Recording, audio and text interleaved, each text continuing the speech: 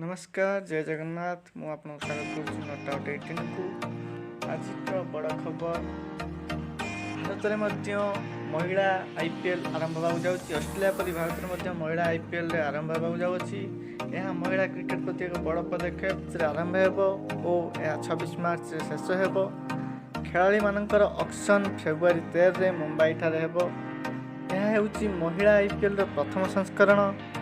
February 13 सोमवार 2:30 समय मुंबई ठारे ऑक्शन आरंभ होगा जाऊँगी।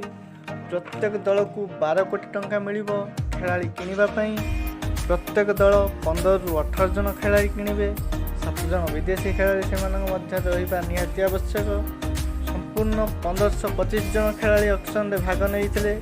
सेथि मध्यरु केवल 409 जन खेलाड़ी ऑक्शन रे किणा हेबे, जहाँकि बहुत बड़ कथा। सेथि मध्यरु 163 जन विदेशी खेलाड़ी। संपूर्ण 5 कोटी टीम 90 जन खेलाड़ी किनी पारिबे।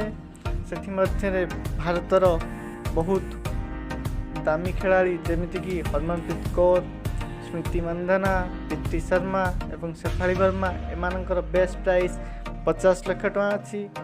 एवं संपूर्ण 5 कोटी टीम रो नाम होउची Mumbai Indians, royal Challengers Bangalore, Delhi Capitals, Gujarat giants, UP warrior. यही 5टी टीम एथर वोमेन्स आईपीएल से भाग नेबे, जहाँकि बहुत बड़ कथा। एवं संपूर्ण 22 गोटी मैच खेल हम वोमेन्स आईपीएल रे। एवं सबुठारु बड़ कथा यही जे मिताली राज जी की इंटरनेशनल क्रिकेट रु संन्यास ग्रहण करछंदी, से गुजरात जायंट्स रो मेंटर रूपे जॉइन करिवे। एवं झुलन गोस्वामी जी की से मध्य इंटरनेशनल रु विदाय नहीं, से मध्य मुंबई इंडियंस रो बॉलिंग कोच रूपे जॉइन करिवे। यह बहुत बड़ कथा। ता सहित बहुत भल भल एवं सुंदर खेलाड़ी अछंती, से माने कि विदेशी खेलाड़ी से माने मध्य भाग नेबे। चैनल टी को सब्सक्राइब कर रखंतु, जहाँ द्वारा कि आपण माने फेब्रुआरी 13 तारिख दिन केउ खेलाड़ी केउ दल रे खेलिबे, केते प्रकार किना हले सब खबर जानिया पई चैनल को सब्सक्राइब कर रखंतु।